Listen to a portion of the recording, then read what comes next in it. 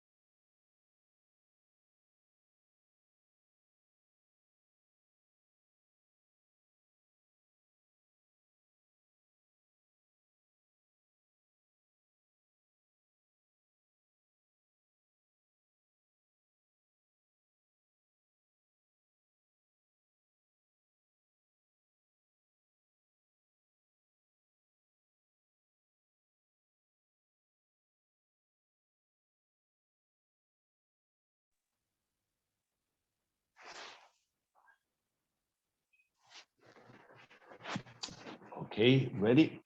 It's only a few minutes, only to learn to be an observer again, because in my observations, the most people are analysts, analyzing everything around them, but they do not observe like children do. Absolutely, absolutely. You're right. Okay, guys, so I'm happy to see many people here. As for now, we already have 13 people and probably more to come. So, guys, let's start. I'm so fascinated, Markus, by your personal story. So tell us a little bit, like, what brought you to this path of looking for something that was beyond just regular daily things in the spiritual realm, in the realm of energies. How did you get those ideas in the first place? For my little past, I studied electrical engineering, and so my focus of education was to more on science. But on the other side, my mom is a yogi, so she is always talking to me about the spiritual path and the spiritual way, meditation, yoga, and so on. So I was confronted to both sides immediately, and I also observed both sides. Very open-minded, not narrow-minded. It's a science, and science has to be this way. Or spiritually, do you have to go this path, and so on. No, I was always open to both sides, and when I were confronted with an interview of someone who were talking, these do not eat nothing, he only drinks and lives, and then starts my curiosity. I was very curious. What happened? Because science tells me this, nutrition tells me this, and then somebody tells me it's also it's possible. So then I started to investigate for myself. Because the first step I did 12 years ago, I did also the process of 24 days of from Jasmuheen. Jasmuheen, yeah. 21st days of transition. But in the end, I found out there's no transition, because you can't turn on and off eating. It's a little bit much more bigger eating and not eating. But in the first step, I did the process, and then I found out, there's some changes, physical changes in me, but I couldn't figure out deeply, because there are no manual, there's no instruction there, because they guide you only on the surface, but not deeply scientifically. That means how it works in the deeply underground. So for me, like, I have a scientific background. I see the world like you see it in Matrix. It's like a binary system, 0 and 1. Everything is 0 and 1. So for me, it's easier to see everything 0 and 1, and not only images, because you see images and think this image is real. But for me, it's something more beyond, because then I were thinking, okay, everything is like atoms, and even my body is atoms. But the atom do not eat, do not drink. So who is eating? Who is drinking? And so with these thoughts, deeper thoughts, I found out, it's the natural status of the human body is no eating and no drinking. That's the natural status. By only observing, not without any getting deeper, only to see how your body actually is based on atoms. And so, and also the all kind of cells. The cells do not eat, actually. And when the cell do not eat, who is eating? And by thinking and asking me these questions, I get deeper and deeper and deeper. And I found out, okay, it's more logical. No food or no eating, then eat. And then you get deeper into eating, and then find out, eating, when starts eating? It starts with breastfeeding, and then who is breastfeeding you? Your mother. And then actually, when I was a child, I do not want to eat. Actually, I only they forced me to eat, and so on and so on. And that's like I observed myself, and also other childs, how they get into the habit of eating. So back to your question about the science. Not just 12 years ago I started, and I did the transition. But after that, I found out, oh, there's still some, I would say some, you want still enjoy the food. There's still maybe cravings, some cravings, exactly, that's the word. You still have some cravings, some cravings where it comes from. Cravings, you see the cravings comes from some emotions, because the food is mainly related with the first feeding, by breastfeeding, then comes the first food your mother serves you, and then so for step by step you can see there's a lot of emotions in it. And then I observed my body, then you see some symptoms of hunger, and then I can find out hunger is nothing else than symptoms of abstinence, symptoms of abstinence, like any other addict. When you take off from an alcoholic cycle, then you can see some symptoms. And the same symptoms is when you start fasting. When you start fasting, then what's starting? Headaches, some every types of symptoms can appear, pain or whatever, and then you can see, what happens there? And then you can see, that's actually addiction, nothing else. So in the last, then I always after the 12 years, 12 years ago I started, and then I were eating, and then 3 days nothing eating, then eating, then because it didn't had the need or had the feeling of hunger, of impulsion of eating like before, because I experienced that there's no need, so easy, take it easy, and then there's no high impulse of eating. So to like anybody else, he is thinking I have to eat 3 times a day.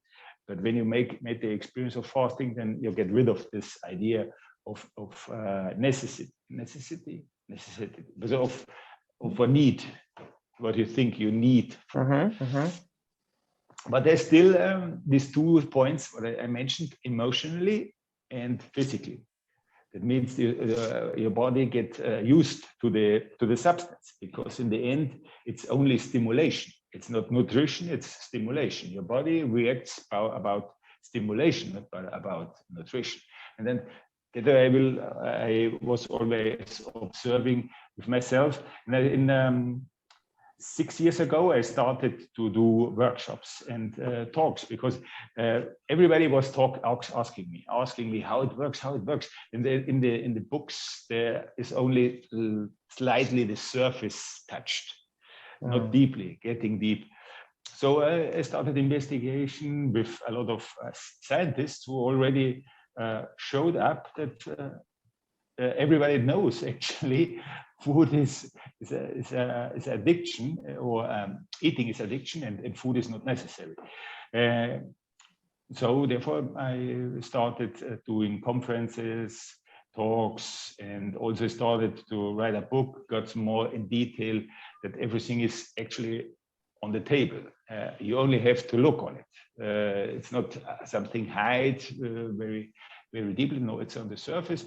And what you do, it's your problem. It's not mine. But you can't tell nowadays, when you get a little bit deeper and investigate, like your groups you have over there, it's actually the YouTube Dry Fast and so on. A lot of investigations and scientists. They're like the Russian scientist you did an interview, I think.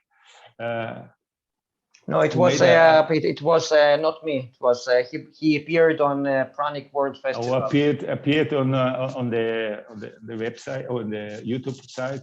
And it was very interesting. And then you can see it's not nothing new, or it's their investigation more than 40 or 50 years of investigation of dry fast, and what actually medicine says nowadays. It's a lie, a big lie, to keep you as a is a slave, a consumption slave. Because when you're on consumptions, you need something, then you have to do something, and then you have to work to get money to buy your food, and then you are trapped. You're actually trapped in this system of slavery.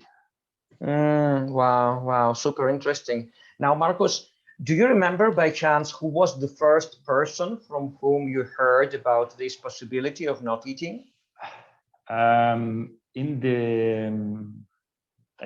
started 2010 my process, but I saw the interview. You can see the interview in the movie. In the beginning was the light. So you watched this movie, yeah?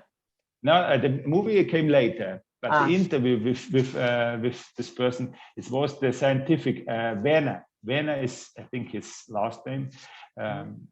Okay. And he was also a scientific person who wanted to get deeper in it.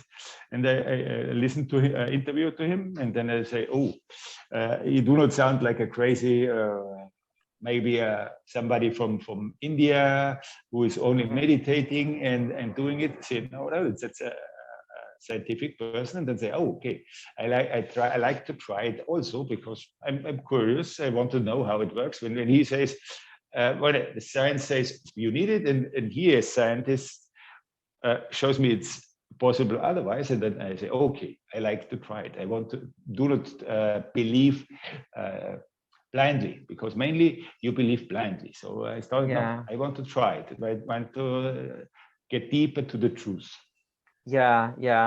So you just watched on the internet the interview with that person, and that's what sparked your interest, yeah? Yeah, exactly. Okay, very interesting. And also, in connection to what you have just said, you mentioned that our cells don't eat. Now, I would like to clarify about that, because out of what I learned, our cells do need sugar, glucose or fats, or there is metabolism of the cell and stuff like that. Atoms, I can get it. Yeah, atoms don't eat, but our human cells, could you clarify about that? When you get deeper into it, actually what the cells do is detoxing.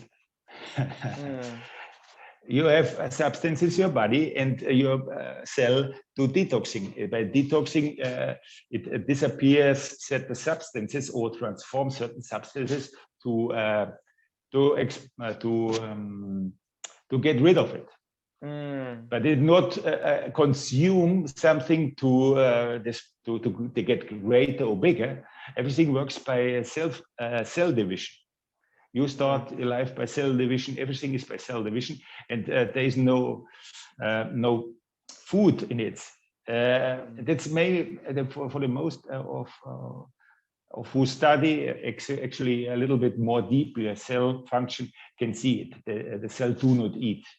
Actually, the medicine knows three miracles. The first miracle is hemoglobin. It's actually the iron in your blood. You do not oxide in your blood. And then the next step is the homeostasis.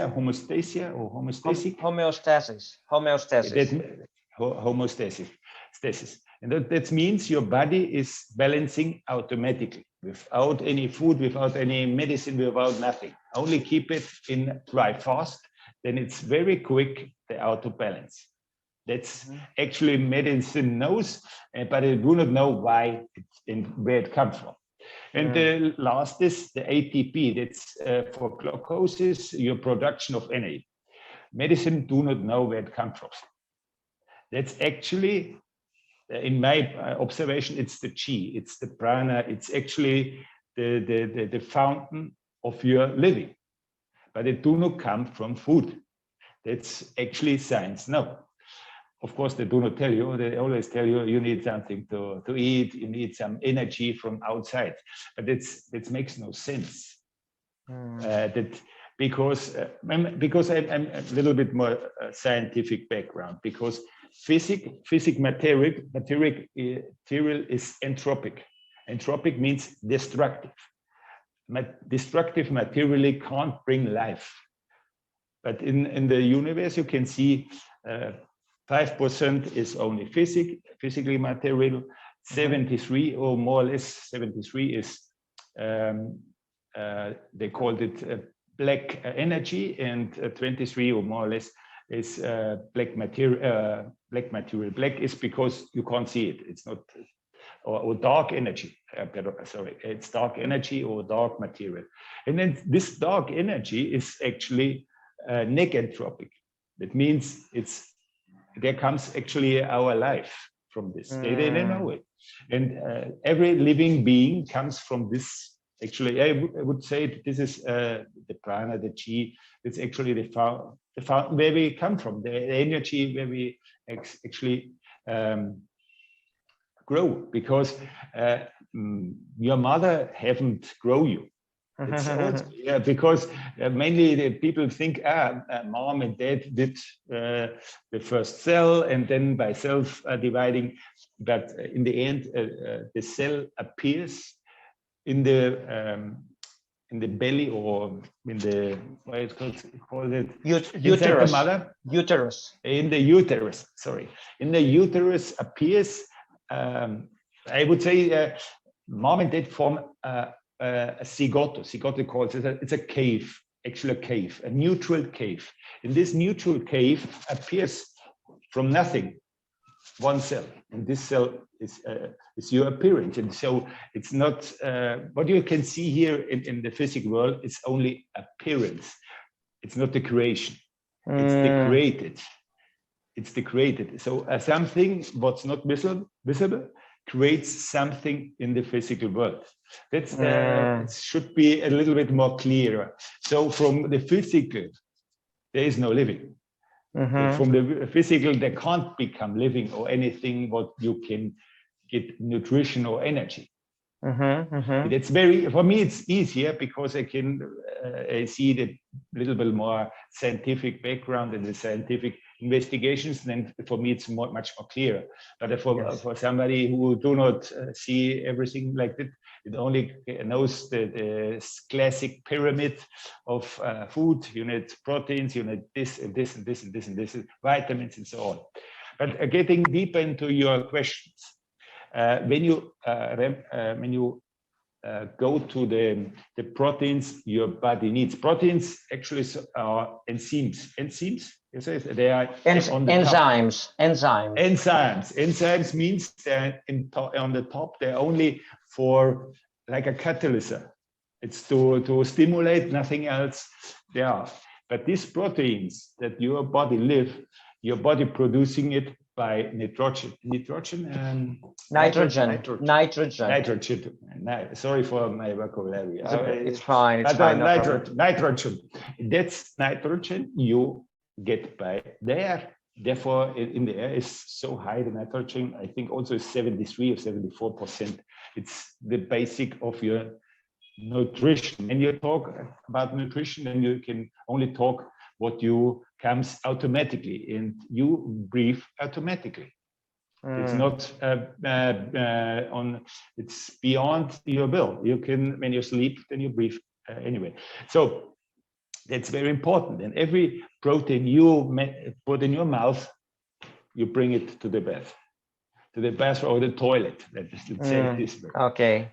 Your body can't assimilate what you put in your mouth. Because when, for example, you are a vegetarian, let's say you only eat green vegetables. So after 2 weeks, you should be also a green vegetable. When you assimilate what you eat, but you're not. So you do not assimilate nothing, zero. But of course, they have brainwashed, I would say it, brainwashed hardly the humanity from the beginning, from the system of education, from your parents, and then you get food from the first step. You were born, always food. You need something. So they implemented in you a false need. Actually, you have no need. You can't be born here with a need. That makes no sense. For me, I like way observant spirituality means your spirit. So makes no sense that you were born and then automatically you have a need.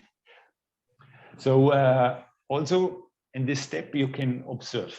I always invite people to observe because it's so easy to see everything. Because when you, for example, in nature, the childs, I don't know, the creatures, they actually eat the same thing. Maybe they eat some milk from the mother, but in the same way they eat the same thing what mother eats.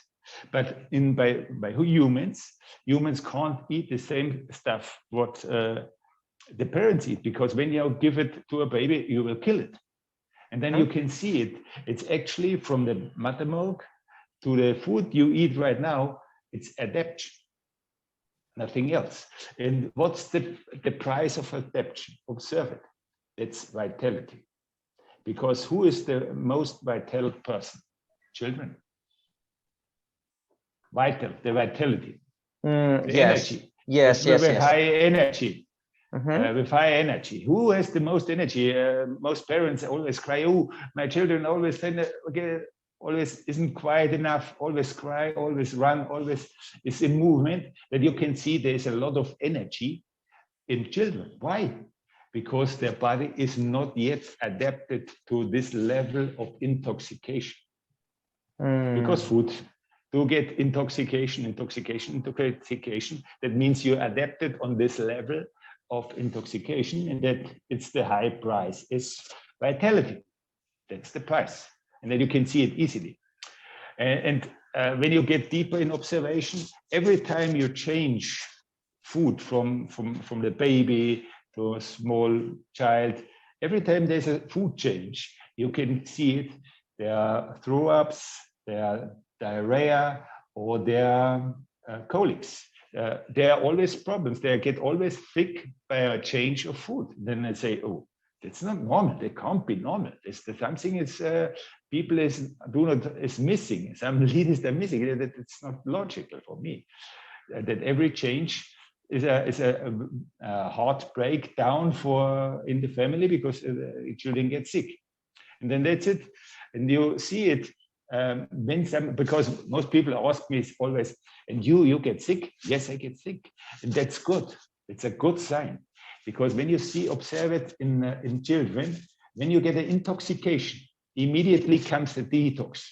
They get some, I don't know. Running nose, it's called. Running nose. It's the running nose is the typical thing by children. But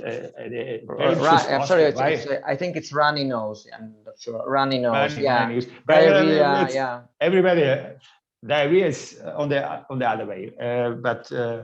Anyway, there you can see the body of the children reacts immediately by the intoxication. And also when you see in your life what happens, let's see, here you do frequently fasting. So you do frequently detoxication. So it's not so frequently eat anymore. Your yearly, what is it called? The grip, then you get,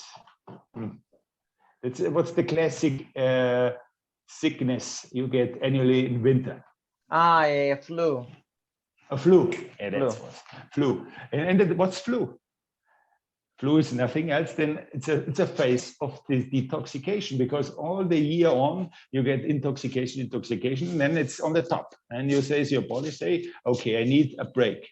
And depending how big was your intoxication during the year, then you have at least 1 week where you lie down, you do not want to eat, your body knows sleeping all day, that's perfect fasting, no eating and only sleeping, and then your body gets a detox automatically. But nobody understands means it's a virus. It's an intoxication. It's very easy. You can see any sickness, any disease is nothing else than an intoxication. And when you're on the top, then you have the sickness, and then your body asks for detox. So it's the perfect what it says, medicine. The perfect medicine is always the fast. Fasting, Yes, perfect. absolutely, And the absolutely. cheapest, and the cheapest, and the cheapest. You Exactly. save too. You save the money for the medicine and you save money for the food. So it's perfect. It's perfect. Absolutely. Markus, now tell me, before getting interested in this Breatharian lifestyle, were you experimenting with different kinds of diets? Like, were you vegan or omnivore? Like, what did you eat before that? Yeah, it was a long time before I was a vegetarian, and then I started. Before I did the process, I started with uh, uh, vegan, Vegan? vegan food, and it's also raw vegan food. So I experiment, but in the end, always I saw it. I'm in a need. I'm not free of the need to consume something.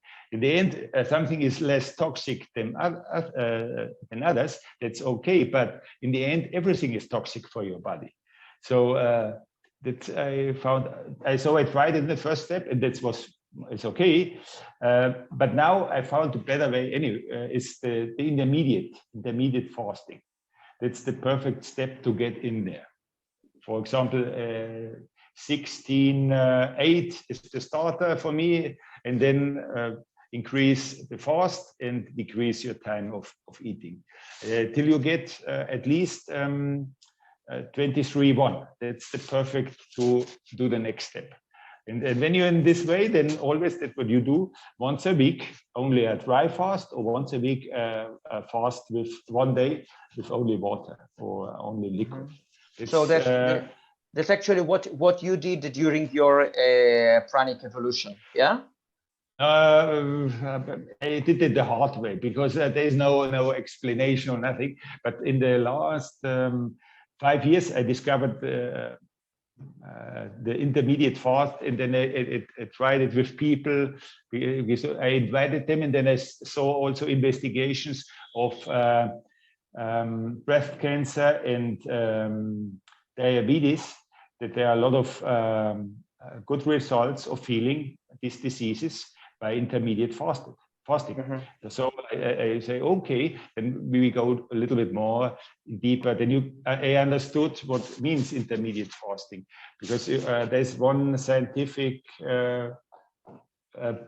prize Nobel in 2016 of medicine about the investigation of autophagy, no? Autophagy. Autophagy. Sorry, I used the Spanish word. Autophagy. Autophagy, and there you can see when your body finish your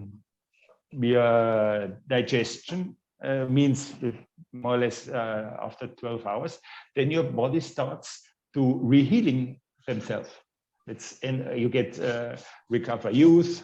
The mother cells are growing. Everything is starting to. That's what we said. It's the homeostasis. Your body starts to healing themselves by its own, but you have to give your body time to heal themselves. That's the point, because normally you eat all the time. There's never stops. There's no break. Because the break fast, what you gave it, it's only a little bit more than 12 hours or a little less than 12 hours, and that's not enough. It should be more, in my point of view, it should be at least 16 hours. It's you should give your body to take a rest, and when you do it in dry, even better. It means 60 hours dry fast, no liquid, no nothing. Yeah, 16, like 1/6, right? 1/6, 16. 16, 1/6. Well, of course, because the day has 24 hours. Yes. So 16 hours is a dry fast, and 8 hours is your time period of eat and drink. Okay, good. Markus, and how does your food or liquid intake look like now? Do you eat at all, or do you drink at all, or you don't drink anything, don't eat anything? How does it look like now? Right now, I found out when I drink or eat more than once a week, then I get ill. So I can enjoy, because it's a joy, because now you have, it's one of your senses. You have your taste, your smell, your eyes, and your ears. And of course, you can take, for example, in my life, I prefer fruits. Fresh fruits that comes directly from the tree. Here in Latin America or in South America, it's very easy, fresh fruits, and it's something delicious, but only once a week. When I do it more frequently, then I get actually ill. Ill means I get a detox, and maybe I enjoy, but I found out it's not joy because joy for 5 or 10 minutes and then have headache or stomach ache for 2 days, then I say no, that's no joy. So therefore there are limits. So I recognize the limits of my body, and he's happy when I can enjoy once a week something to drink, and once a week maybe a fruit. In this status, I'm happy and perfect. There's no negative effect because I have enough time to detox. So the intoxication is very slow. Wow. So even when it is very hot outside, your drinking schedule, liquid intake schedule is still once a week, just once a week, yeah? Yeah, it's the drinking, when your body gets used to it, even drinking it's not that you drink 1 liter. It's 1 glass of juice. That's it. And you're drinking very slowly because you want to enjoy it. And then your body is getting used to it, to use, because your body needs water, or at least, but this, my body get used to it to take it from the air by breathing. Or taking a bath, and my skin is absorbing the water, so it's enough. So I do not feel the need of thirst. It do not exist. I see. Yeah, that's a little bit complicated when you're in the beginning stages, but when your body is adapting itself to these stages again. Therefore, you have to give your body slowly time. So, for example, when you go starting your intermediate fasting, maybe you drink still 2 liters of water. And after maybe 2 or 3 months, you will drink only the half of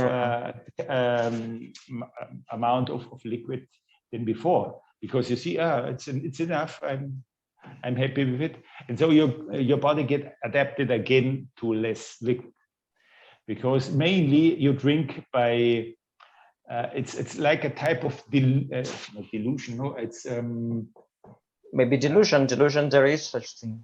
Like but not delusion of your mind. It means because when you eat something, maybe it's a lot of spicy or a lot of salt in it, and your body reacts with the salt very strong because it's toxic. So he says drink water to dilute the substances, that your body can live easier. You can try it. Eat something salty, you immediately want something to drink. And so when you reduce your food and also the spicy food, then of course you will drink less. It's very easy to observe. Yeah, very interesting.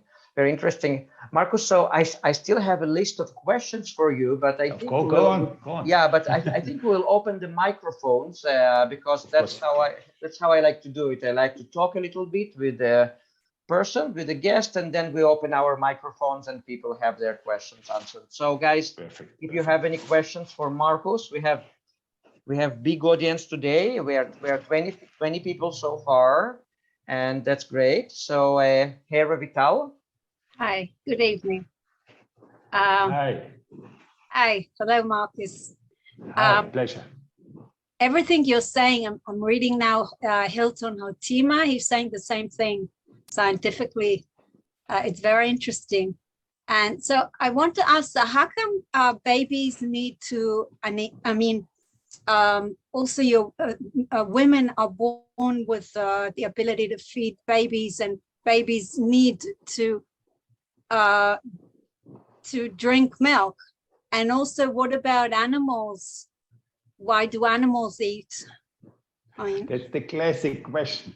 I think I answered the question. Let's think. I think 200 times. Because everybody, but of course, I can understand, but observe. When you can see women who give milk or give breastfeeding and can give milk. But then you can observe also women who do not give milk, and then you see why. And then now exists experiments with men. Men can give milk as well. And then they say, oh, what's the cause in this? They mind what you think. When you think you are mother, you were programmed as mother to feed your child, then you will produce milk. But it's not for the need of your body, it's the need of your thinking. You produce milk because you think your mother, you have to feed your baby.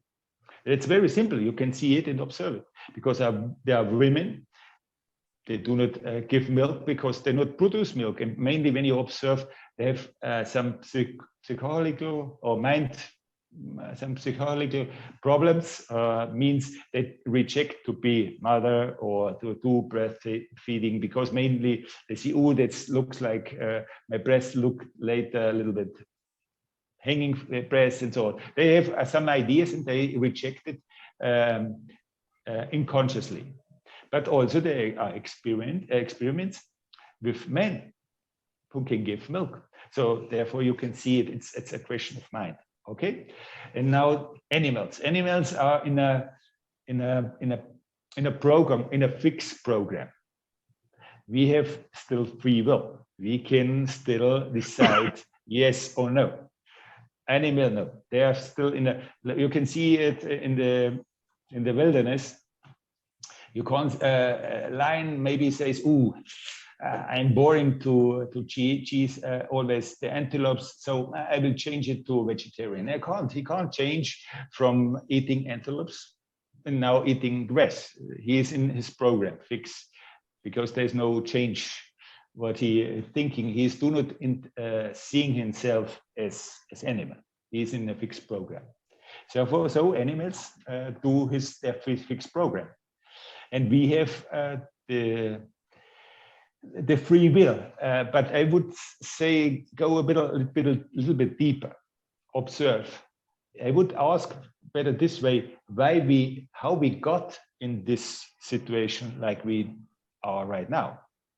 That means we are confronted with two parents. They are in their beliefs to give me food as a baby.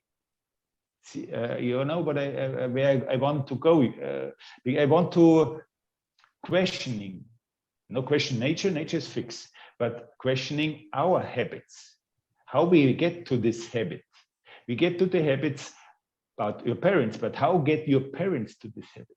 Where it started, this habit. When you can see it's a habit, then it should start in one beginning. But how it starts and why it starts, that's more interesting to ask. Because now we can see it, it's no need.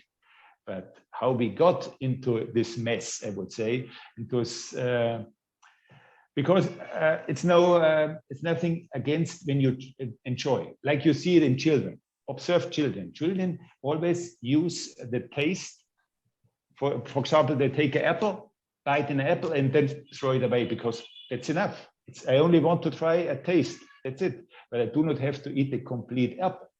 But then there came the doctrines of their parents. No, eat, you have to eat it completely. And then there comes the habit more stronger to eat forcibly. But you are here to play. You play a taste, but not you play all you can eat before. That's not tasting anymore. That's a habit. That's a hot or strong addiction. More or less answered the question. Yeah, I'm also philosophically interested. And also as a child, I remember not liking to eat at all. And my mother used to force me to do it.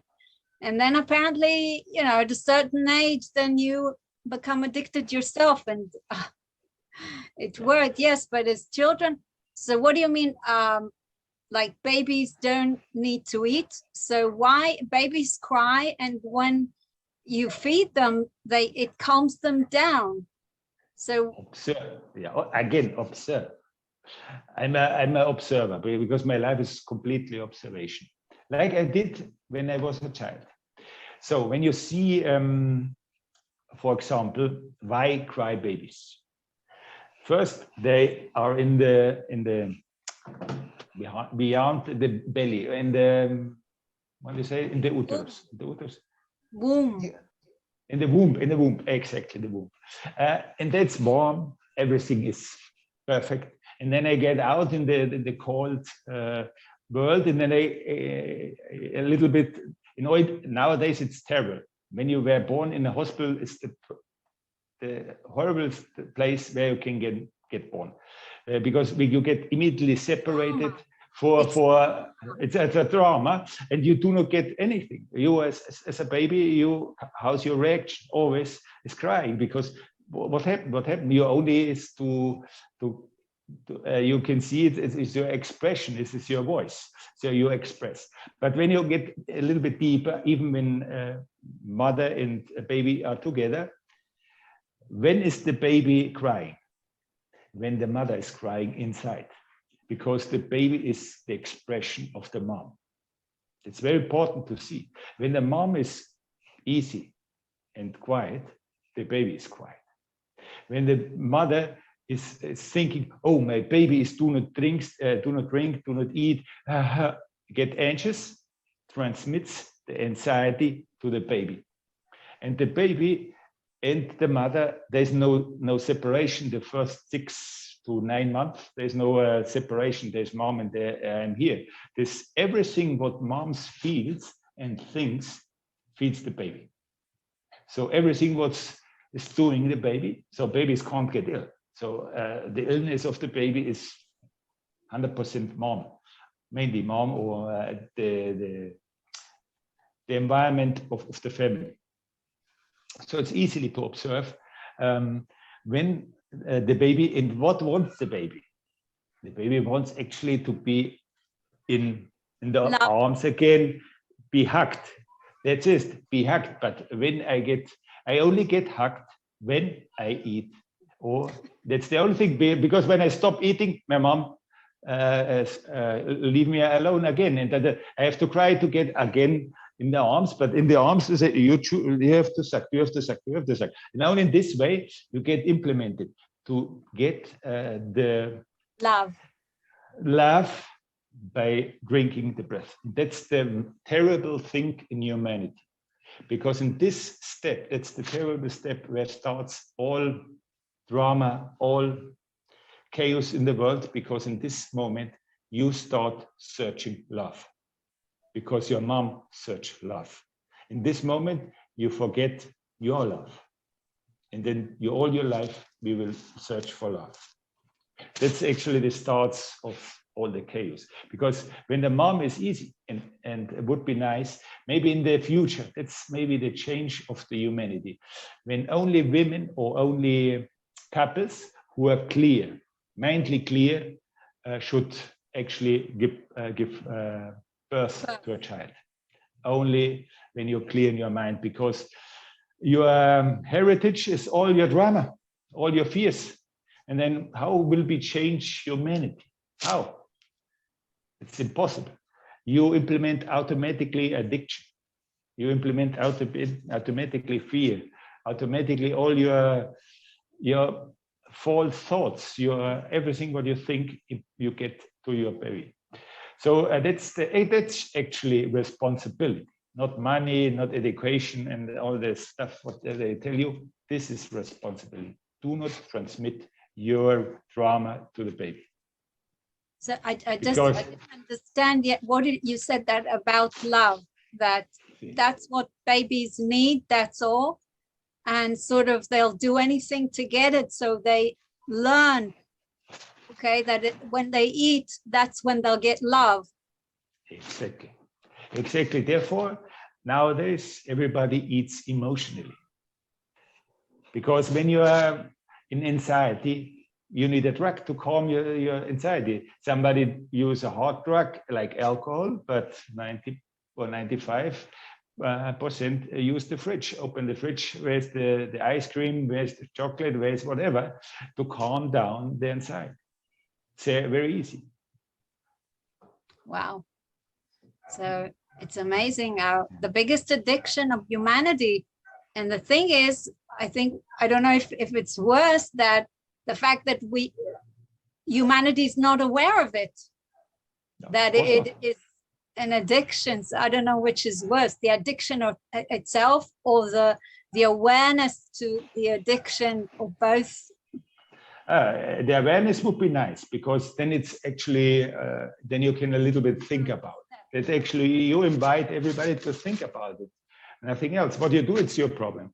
But actually observe how you get into this chaos of eating, how your eating habits, how they are, what you're looking for.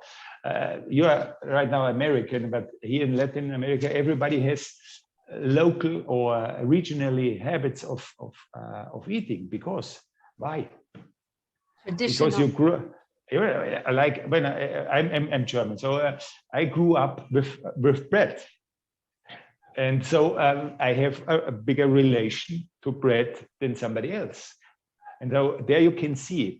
What's your favorite food is related mainly to your family. Your first years when you were learning eating. It's very, very easy to observe these habits. And of course, you have to understand the food industry is one of the biggest. They won't tell you the truth. Don't be so naive. It's too big business. Yeah, the business. Actually, they are both like feminists, or it's one is the industry, pharma industry, another is the food industry. Both here keep working together. So it's the big business besides the web industry. So they won't tell you the truth. Yeah. Lo contraire, because they educate you to nutrition. There's no book. You mentioned right now Hilton Thema, but that's actually it's a small resume of a lot of investigations of a lot of doctors. But in when you get into a bookstore, what you can see, nutrition, about food, what is healthy food, what type of food you have to. Everything keeps you on addiction. That's the big trap where mankind right now is.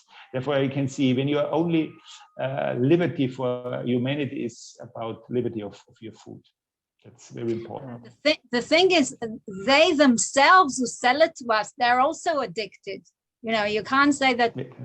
Yeah, of course, they're trapped in the same trap. Yeah. Themselves, they're doing it to themselves. I mean, what are they lying to themselves? They really believe their lies. Or I don't know. Yeah, of course, but you can see it in the hierarchy, the pyramid. The higher you get in the level, the less is your mind thinking. You're more a slave in your mind thinking. Can't think really what you're doing, because when he could think, then he would ask what I'm doing. What I'm doing to myself as well. But they have not the capacity to think about it. Actually, they're elected to be to do this way. So yeah, Ravitala, I'm sorry, we have to allow other people to ask questions as well. Sorry. No, but that's fine. No, that's absolutely fine. Markus, I just wanna you probably also answered this question millions of times, but in your opinion, what is the main reason why people die from hunger, let's say in Africa and in other places? Is it because of their mental programming, or because they're detoxing, or what's your opinion about that? You can see it in both ways. Just a moment, I'm looking, bulimia, or what is the name for anorexia? Anorexia. When you see anorexia, actually in anorexia you can observe the body is completely healthy, it's not detoxed. But in the anorexia, the people kill themselves because they hate themselves. So there is a believing in it, and as well as in the believing of a mother, because babies die of hunger or starvation because mom thinks my baby has to eat something and there's no food. And by thinking, you transmit it. That's your thought. You need food because you think you need food. but not because your cells need food or your body needs food. It's your thinking. You kill yourself, or starvation exists because they told you a lie and you believe the lie. It's very hard, this, and it's even, so it could be very easy. There shouldn't be exist starvation on this planet, but they keep the lie alive, so I can't do nothing against it. Very interesting, very interesting. Okay, guys, do you have any more questions? If not, I will proceed with my list of questions, but you are welcome to unmute yourself and ask. Arati Katu. Arati, you're welcome to unmute yourself and just ask your question instead of me reading it.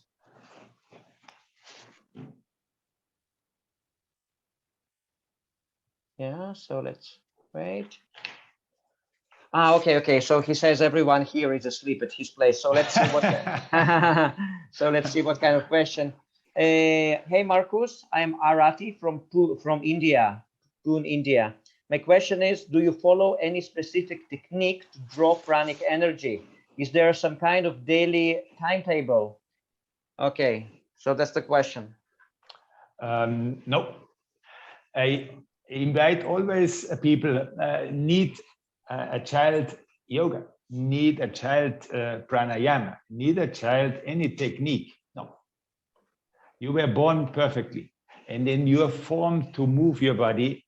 You do yoga when you're a child, but later on, of course, you can do some exercise, but I do not exercise to get energy, because when you get deeper, understand what's happening by pranayama, for example, or by yoga. Yoga is it's a form of detox. Pranayama is a form of detox, and by detoxification, it's like you have a big what do you say, backpack on your back, and then by breathing you get rid of it, and you get detoxed. And by detoxing, your body flows again with energy. It's not that it comes energy from outside. There is no energy. You're like a full glass of water. Full is full. So only can see when your body is detoxed, then the energy can't flow through your body. So in a moment of detox, like a fast, then you can see, then you again with energy. That's very simple. And then, of course, you can do an exercise, but there is no need for it. That's it. That's the point. Your cells do not need that you do yoga or technique or whatever, because any technique forms a dependency again. Then you depend on a technique. For example, like sun gazing. For example, you say, now I eat, and then I do sun gazing. I do not need food. But in the end, you're on a dependency. You need sun. You need look on the sun. That's no freedom for me. Freedom should be completely. And then it's only a different type of beliefs. Before you believe in food, and then you believe in look into the sun. But you should be free. You were born free without any need and nothing. Wow. Thank you so much. Very interesting. Okay, guys, do you have any more questions for Markus?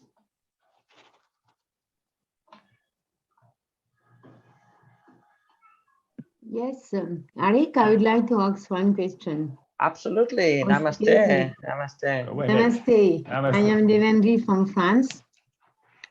I would like to ask him that the whole population of the planet is living on false belief. If feeding from baby to adult is based on false belief, so we are all living in this world on this from the foundation of this first false belief. It's actually, that was the invitation to ask how we get into this false belief. That's the point what I actually want to ask, because now we can see there is no need for it. And so how we get into it, into this belief, because somebody wanted that we believe it. Because when somebody wants, because I was in my former life, would I say it this way, I was also a salesman. So I know when you want to sell something, you need to create a need for it. You have to sell the need first. And so somebody has sold us the need of food, that we live in dependency. And when we in dependency, we are more easily to manipulate. Then you can manipulate humanity very easily. That's what I can observe. Because why they should keep this lie alive? Why? Makes no sense. Makes only sense because they want something from us. They want keeping us dumb, or they want keeping us ignorant. Why they want keeping us this stage?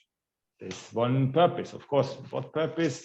I can imagine, but it's for anybody else who can observe it.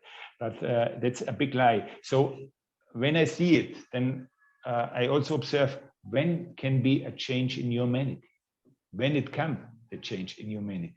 When humanity is in a dependency, in a false dependency. I would say they were for only when humans, they are completely free. There should be the first parents for the next generation. Otherwise, there would be no change. How? You create another child of addiction, another generation of addiction.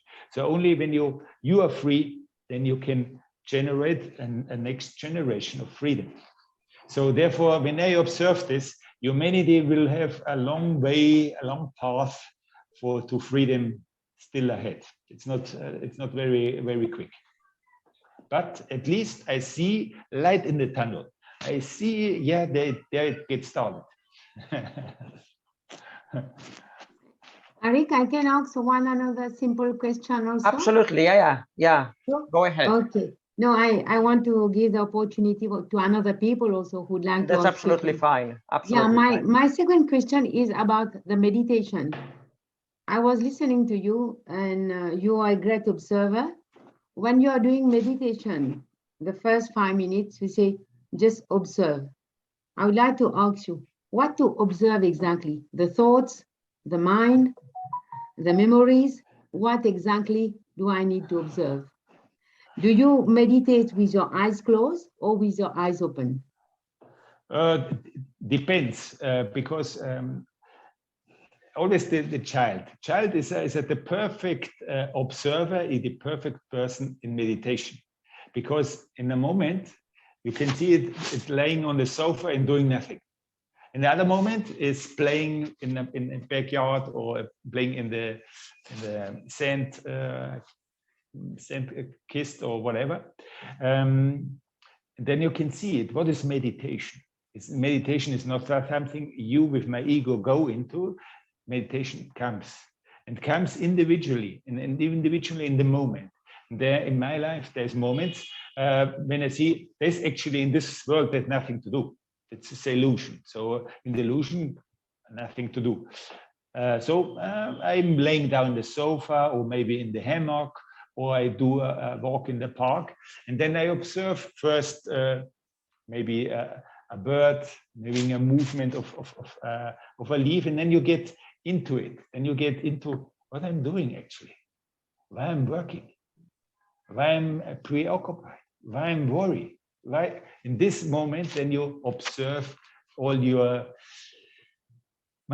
chaos on your mind. Where is it? And that you can also observe. You can go straight to your mind, but take it easy.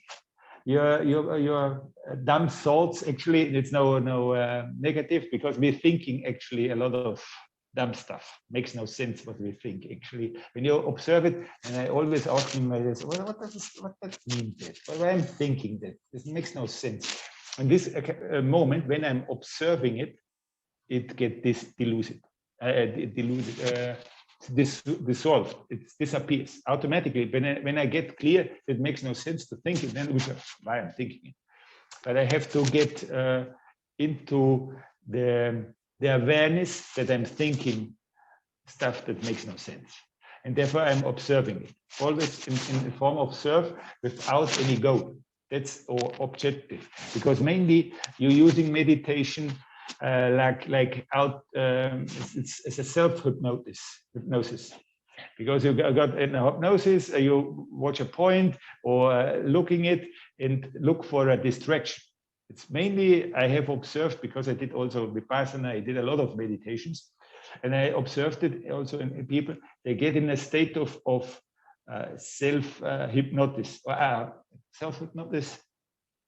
In this status, everything is feeling well, perfectly, everything is calm, your mind is blank, but in the end, you're in the same situation like before. And then what happened? And then you have used meditation only like a tool to distraction, because you haven't changed nothing in your life, but by thinking, by meditation, something will change. Maybe only when you use it to observe why I'm doing still the same stuff, or why I'm working and I'm actually causing me anxiety, why I'm still doing it. And that's the point what I always invite people. There's nothing against meditation.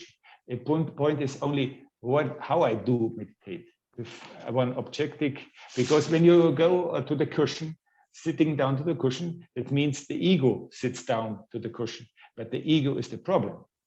So with the ego dissolve the ego makes not much sense for me, and I have seen not much big results. So actually you have to go back to be a child observer, observe the observer. Get in the park, walk in the park, observe a bird flying, or leaves of a tree, or the smell of a rose or a flower. That's meditation, to be again connected to that what you are right now using, the illusion. Okay. Okay, thank you so much. You will tell me if I have understood very well, because I have been meditating for a long time, different kind of meditation. So meditation for you is whatever action you are doing it in full awareness of what you are doing. I'm right? Exactly. Okay. And mainly you should do it by playing like a child, without any objective, without any goal, only playing, whatever. Okay, Great. cool. Thank you, Arik. Thank you. Thank you very much, Devendra. Now, Markus, Ravitala, the same girl who asked the previous question, she's asking, hi, can you please repeat what exactly does your consumption look like nowadays? Thank you. My daily life is doing nothing. no, she probably means consumption of food and consumption and drinks. Daily life, no, but that's, like I told you, a maximum is once a week. That's my perfect status. And when I get passing it, because maybe they invite me, I have another, then I can feel it, and then I see it. I passed my limits, and then I get ill or get a bad feeling, bad. I do not feel well, because then also my thinking, my thoughts, all my life is changing. So now I'm in the flow, like everything is flowing in my life.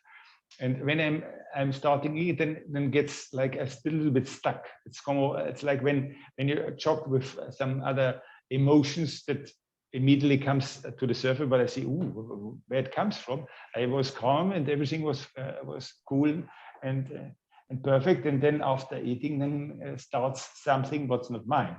So I took the decision to say, no, I feel well this way, and that's actually my habits right now, when you can say it this way. Even there can be moments that be 2 weeks that you do not eat and drink nothing. It's only my limits below. That's what I have. Maybe I even have 1 month that I do say, no, I'm fine, I'm happy.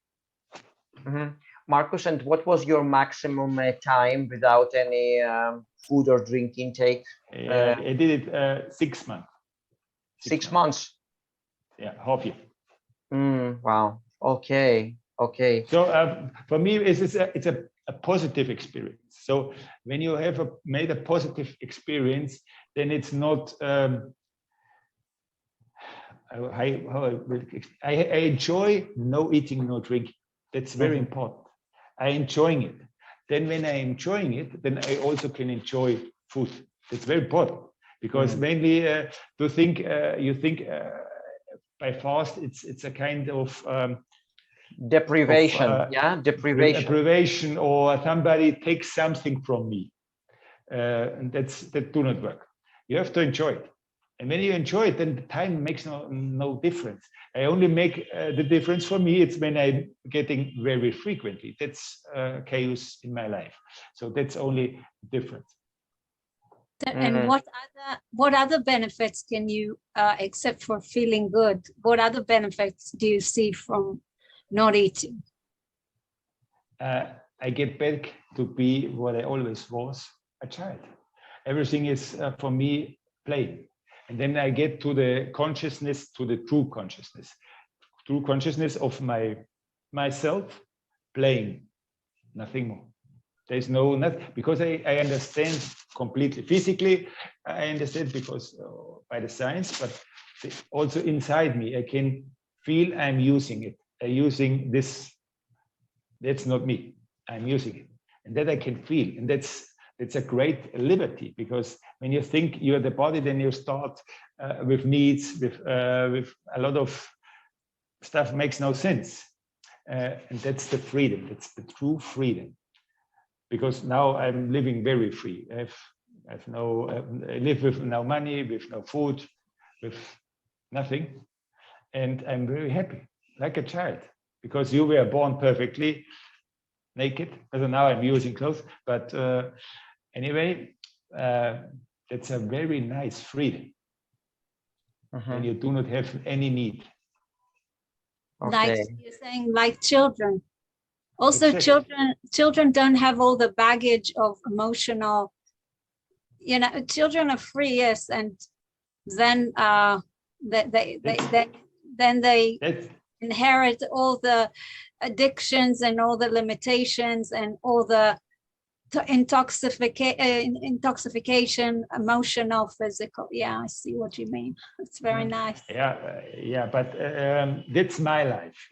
But the big point is, let it be guided by yourself, but your true you, your true self, and he will guide you. Give him the possibility. That's actually, I'm inviting everybody, give him the possibility to guide you, and then you're a child automatically. Yeah, yes, Markus. When I'm talking right now, a lot of people think I want to get to the same status, but who wants to get there? Again, ego, and again, it's just stuck. Again, you get lost. Yeah. So, in other words, Markus, not everyone will have to get rid of their money or possessions in order to be in this state. Like, it's very, very individual. It's not there. There is no like blueprint that everyone is supposed to be like that. Yeah, it's very, very individual. Of course, it's because I enjoy it. That's the point. When you enjoy your car or whatever you want to have in your life, it's your dream, your stuff. But I found out when you possess nothing, that's also a freedom, because I do not have to think who will take care when I'm there or there or there. I can do whatever I want. Yeah, absolutely. But that's the freedom of everybody else. Like you say, everybody has to form it. But actually, that's the decision of your soul, your whatever you can call it, yourself. He will guide you to the state of what he wants to play. Because now you are thinking about money like you were taught to, like it's your belief system. Believing you need money to do this and this and this and this. But in the end, for me, I use also a transportation, plane not, but bus transportation or whatever I can get. I use transportation, and the money for it comes by its own. I do not have to search for it. Wow.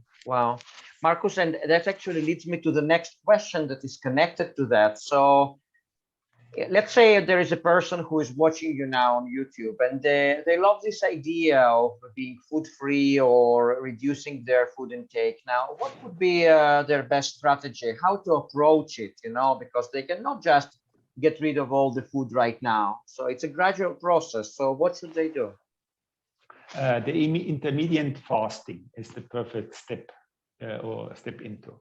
Means 16 hours of fast, better dry fast, and 80 hours of eating, and then reducing it. That's the perfect step. Because let's say you eat from 8 in the morning to 4 o'clock in the evening. That's your eating hour. But in 8 o'clock in the afternoon, or then you get desire of chocolate or whatever. And then you have to observe.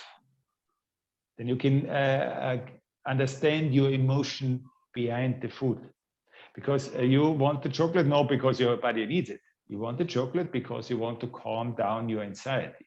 And this is the point that get actually working the change in you. When you start, okay, now I want the chocolate, but I will eat chocolate only during my period of time. Okay, there you can do whatever you want, but outside, no. So there you can understand yourself a little bit more. Where's behind the habit? Because when you eat less and less, your body wants less and less. It's very easy. It's not a pushing to it. Your body will crave for it. Your body will crave for less food. It's very, very easy to observe, because when you eat more, your body craves for more. But when you reduce it, it's also go on backward as well. So it's easy this way. You only have to have first the will to do it, because the first step is a little bit difficult, because when you have a lot of habits, then it's a little bit harder. When you take medicine or you drink coffee with a little bit more intoxication, and it's a little bit harder to keep it this way. But it also, I have observed in some people, they contacted me that they could get rid easily of their addiction, like coffee or cigarette or anything other. Addiction is a little bit more stronger than food, by reducing the habits with intermittent fasting, because they used it also to observe the habit. Observe why I'm within anxiety. What is the reason for my anxiety? Because mainly you eat by anxiety.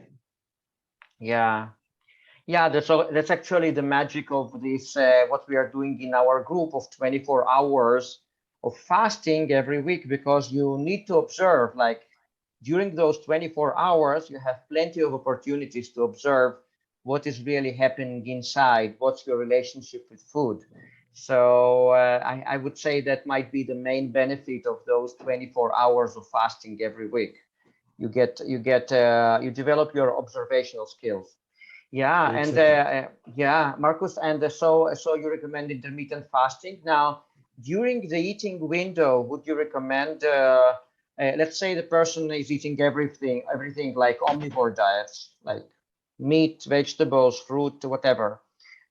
Starches. So would you recommend during this eating window to change the diet itself, or just or just create the window and then you can eat whatever you want during that window? What's your approach to that? Eat during the window whatever you want to eat. Because when you start with intermediate fasting, like I said, you get a little bit more conscious, because you observe your body. What is good for my body and what not. It's not my recommendation. The recommendation of your body is much more interesting to observe, because he will tell you stop coffee, he will say stop cigarette, or stop eating meat, stop this, stop that. He will tell you, because he wants less intoxication. Automatically you get into it. Then it's very easy when you keep always to be the observer of the status. Your body won't tell you eat, but of course, let also beside the ego, because I have observed people, they have their the clock always beside and say, okay, I have still 1 hour to eat. What are you going to eat? They have no hunger, they have nothing, but they say, oh no, then your body says, okay, start reducing it. See, I get the message. What I want to tell you, it's your body will tell you also reducing it, and do not look for now I can eat 8 hours and I will take advantage of complete 8 hours. Listen to your body. Your body will tell you eating less. And so for the beginning, okay, of course, you need some range, fixed range, where you can keep you this 8 hours. But when you're after 1 month latest, then everything is easy. Also, you can somebody or in the group you do frequently fasting. So I would say in a half year, easily you eat once and drink once a day. Very easy. Very easy. No, not something complicated. Okay, Markus, and then okay, so I got this strategy in terms of food intake now, and how to work on your limiting beliefs and your like psychological things for someone on the path to this kind of pranic living.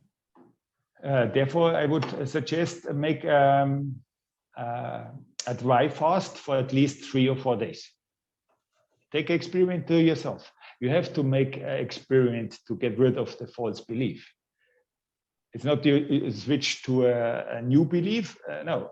When I say this is possible, then you believe me. It makes no sense. You have to make the own experience. So therefore, make at least a fast of 3 or 4 days. Perfect would be a dry fast. Then you can see, oh, I'm fine. So where's the normally after 3 days or dry fast, you should be in the hospital by doctors or by the traditional medicine. You should be at least in the hospital. But you can see, oh, I'm fine, a little bit tired. I can see, is it? I can understand. Oh, my body is hunger is not because my body starves for energy. Hunger is because my body is detoxing. Do you detox? And then you can see these symptoms of absence. It's nothing else that my body is detoxifying. And so this is very easy to observe, and by observing with experimenting with your body, you get rid of the false belief. Very easy. And what about the other beliefs and barriers in the mind that can prevent a person from absorbing or from producing this pranic energy fully? Like unrelated to food, different things related to your family, different to your body, different other things. First of all, you have to understand you're pranic from or breatharian from birth. There's no change. Okay. The only change is your habit. And now you, with intermediate fasting, you reduce and get rid softly, very easily of this habit. But of course, first, now we cleared that's the believing. Believing is by self-testing. Makes a little bit longer. You're dry fasting, then you get rid of the idea. Then you have to other 2 points. It's one is your body is have a lot of intoxication. So the detox works perfectly with the intermediate fasting by detoxing slowly and softly. But the biggest point is the emotion. You eat mainly by emotion.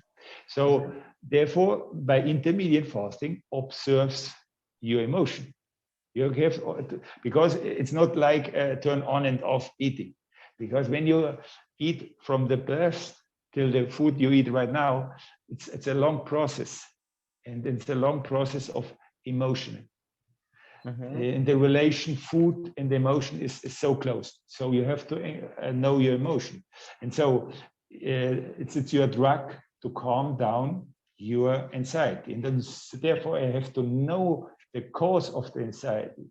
And anxiety is mainly because you are doing something what you don't want to do. And the humanity is mainly doing it because you were forced to do something what you do not want to do. Work, for example, and so on. You get pushed to in a situation you do not want to live. And when you're in a situation where you do not want to live, causes anxiety. It's very easy. So yeah, I have to change my life. There's no other way around. So I have to observe right now my life when I'm actually in a relation, which is a lot of people telling me, I want to change, but I'm with my family and they have still their habits. And but you have to be honest with yourself. That's the only way. When you're only doing something to get love from your loved ones, that makes no sense.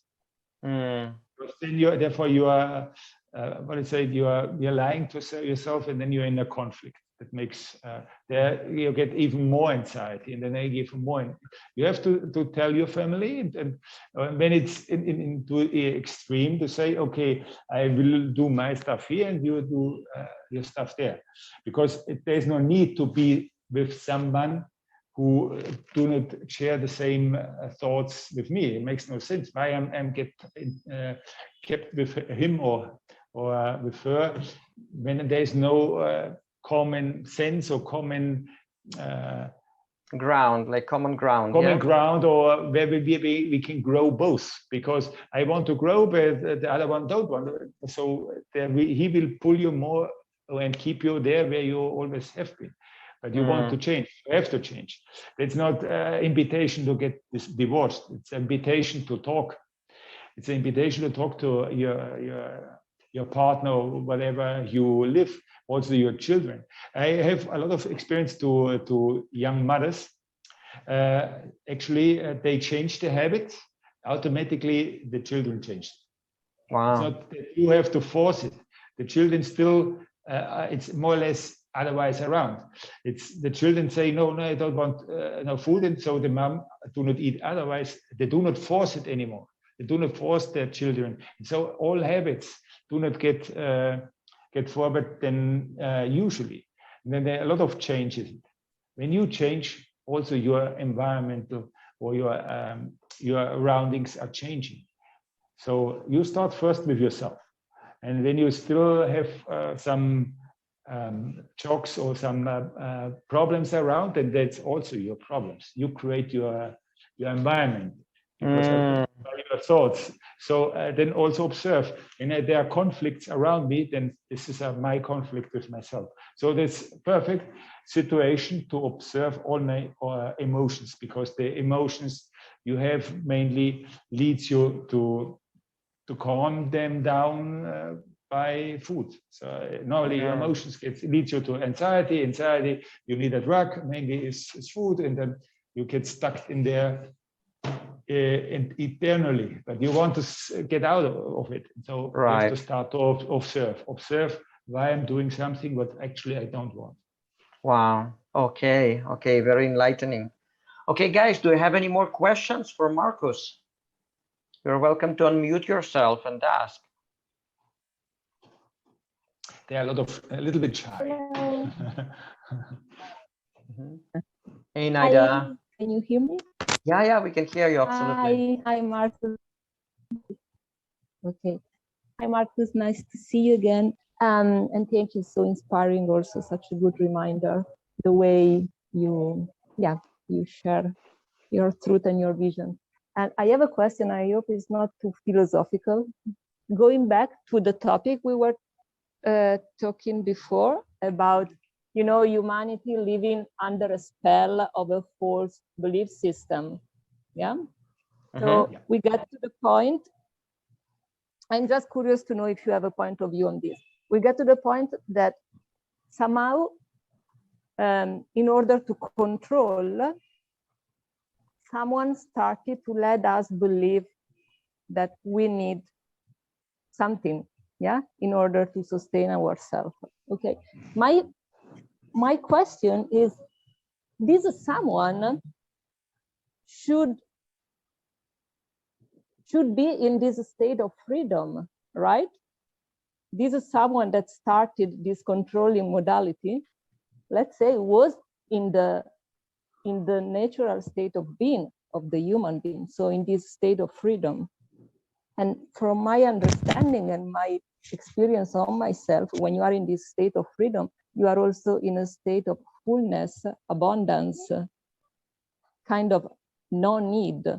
So I can't figure how someone in this state of freedom can decide to control someone else.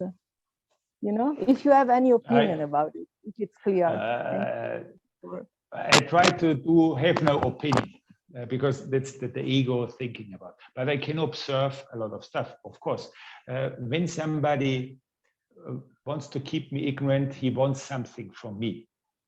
And so when he wants something from me, he is in the need. He is not free. You understand what I'm observing? Of course, when somebody is free, why I do care about other one? I do not care, but therefore I have. Therefore, I know who it is. So for me, it's easy. This who controls us is thinking he needs us, and thus therefore to keep us under control, he keeps alive, or he will be alive. That's the purpose.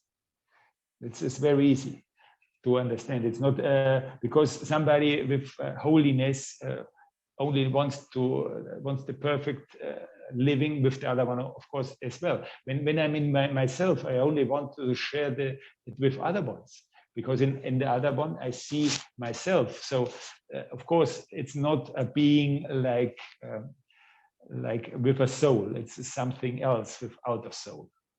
Therefore needs being with a soul, because beings with a soul can live. He can't live without you. That's the point. You can observe. Wow. Thank you. Thank you. Wow. So Thank you so much. Yeah. Markus, then Beatrice is asking, after all those changes, what is the purpose of your life? You were answered very easy. I do not care. You asked the question by ego. Myself, who knows what to do, and I will let me guide. What's the purpose? For example, right now, talk to you. That's a purpose I haven't chosen. Markus hasn't chosen to do the conversation or the interview. It comes to me. Everything what you have to do, or what experience you have to live, comes to you. That's living like a child. The child do not look with such a hurry. Every day it's like a new day. I had once a child in a retreat, and we were talking about preoccupation. It means thinking about how to plan your life, preoccupying. And I will asking him, and you think already what will be the study tomorrow in the school and so on? And the answer was, no, tomorrow is another day. That's it. And therefore you should live this way. Tomorrow is another day. Today I will enjoy the day like it is right now. And that's actually living. Living means living right now. When you think in the past or in the future, you do not live. Then you're actually programmed in worries and that's what you not are. Yourself knows everything, and yourself wants to play here. That's actually the sense of living here. It's to play.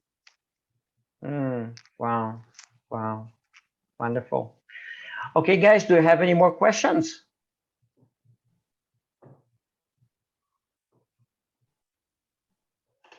Can I just ask one more about you can ask one more, yeah. It is about the 3 miracles of medicine when we start in the beginning. And I would like to ask you, where comes from the ATP? Where's come from? That's prana. That's chi. That's ot. That's ki. That's the dark energy. Yeah, but the prana comes from our breathing. Where it's come from? No, how we feed ourselves with the ATP. Question. Your ATP is yourself. Yeah. When you see what happens during living and dying, what happens in this transition? What happens? You can see when you have a dead person. In a dead person, you want to inject proteins, vitamins, or whatever, he will die or he will decompensate. Get what means it? That your living system, that's your soul, left you. So what is this life? Your soul gives life to this body. Without soul, there's no life. So that's very easy to observe. So the ATP, the energy comes from your soul. Your soul, the manifestation of your soul in your body is the energy. But the soul is full energy. But in the moment when you identify yourself with ego, with the body, then the energy stucks. Then it can't flow again, because with your ideas of self-interpretation, your ideas, what your heritage from your parents or whatever, all the thoughts will limit it. You have to understand, mind means, a mind is like a database. And you have your own on your own mind. This mind is limited. But when you are in yourself, your mind is unlimited. And therefore, you come like a child. There's the fountain of life is in you. It's you're part of God. You can say it, or you can name it soul. You can call it self, whatever. That's actually the core energy of life. And the manifestation in your body, you can see it in energy, because energy is only the manifestation, because energy needs material. You understand? Because when I get up, lift up my arm here, then I need energy. But an energy is, and need physical material. Without physical material, there's no energy. And therefore, it's also a little bit confusion word, because we're talking about energy in a not visible, not physical world. But there is no energy. It's more like information. It's information. It's the fountain is information, and the information gets manifested or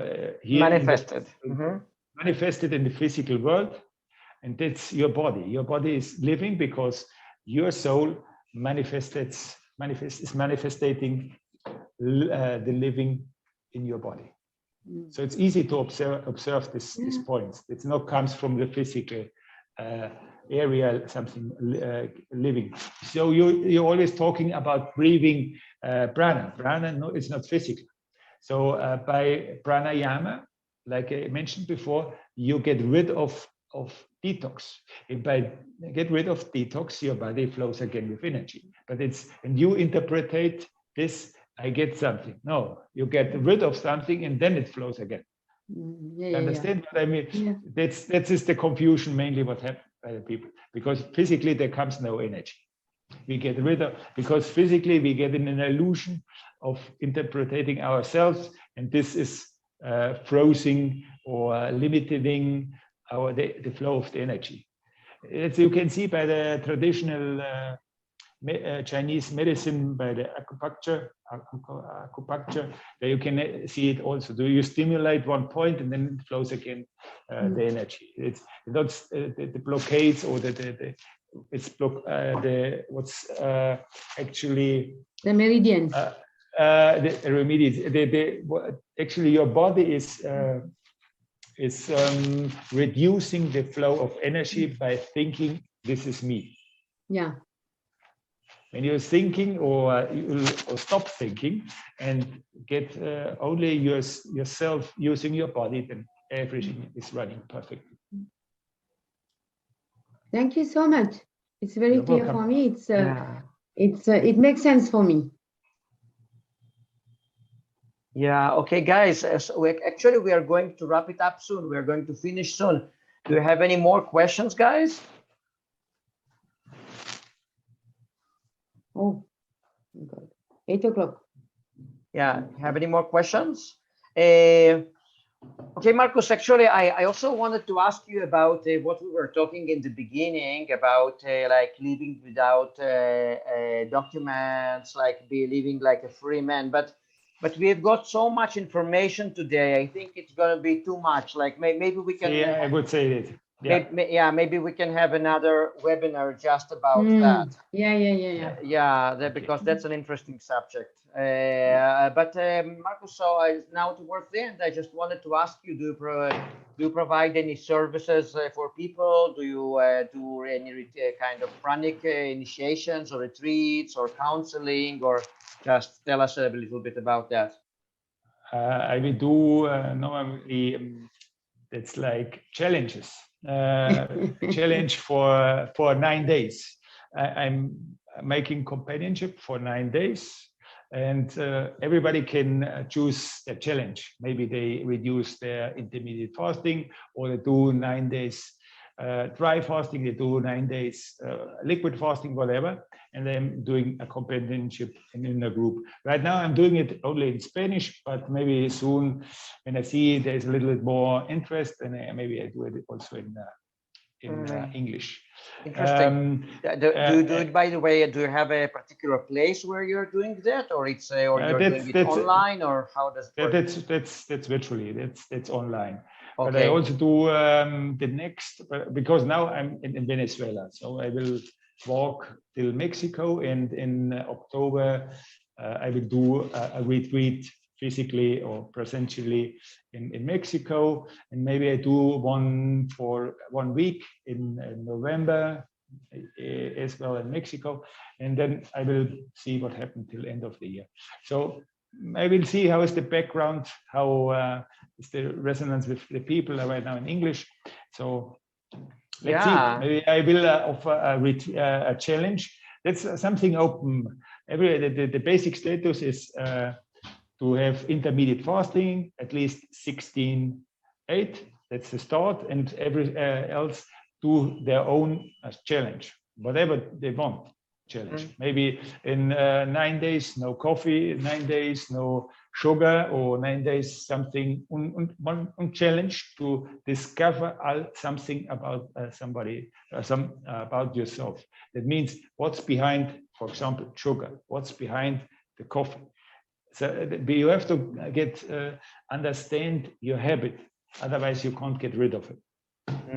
Okay, and so how can people contact you if they're interested? What's the best way? By Instagram, Facebook. Maybe I send you. Facebook is my name, Markus Witte. Markus. So you just send me your contact details. We'll put them below this video. Much easier.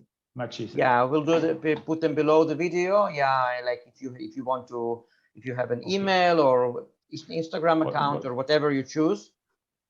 Of course, Instagram, Facebook, or WhatsApp. They can contact this easily. Okay. Yeah. Okay, guys. So last chance to ask Markus questions before we finish for today.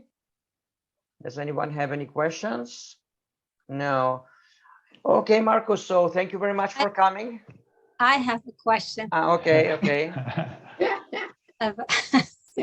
About the origin of man. I don't know how how did it all start? How there's some say that we came from another planet, or there's a difference between people and animals. Like there was this jump from Homo erectus to human beings.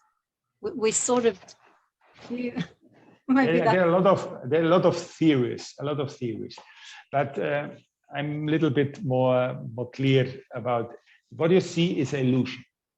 What you see is a holograph. So what is in the holograph makes no difference, doesn't matter. They have to ask how I get into this video game. And why I'm here stuck in the video game. Why I can't be free in the video game. Because actually you live only 3 years. After 3 years, is ego born, and ego is like what do you say? It's like it's like a mask, like a suit over your soul. And now the ego drives you through your life. And then you as soul, you're stuck, and you do not live. Therefore, I'm always asking myself, what makes that sense For whom makes that sense? For my soul, no, makes no sense. And then therefore I'm asking me always question. I could respond to this question, but it's very, very big.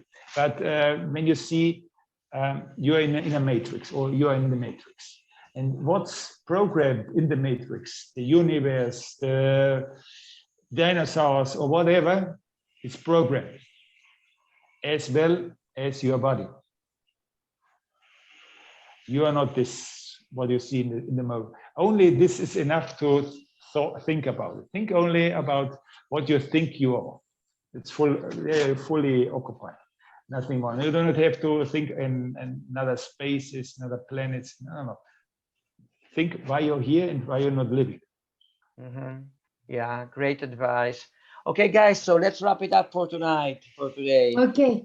Thank you, Arik. Okay, thank you so much, guys. You, Markus, thank you so much. We'll keep in touch, and I would love to maybe a few weeks from now to have you again if you are in the area, or if you have via connection, so that we can continue and learn more from you. So you're welcome. Thank you so much. Thank you very much. Thank you. Bye bye. Thank you. Bye bye.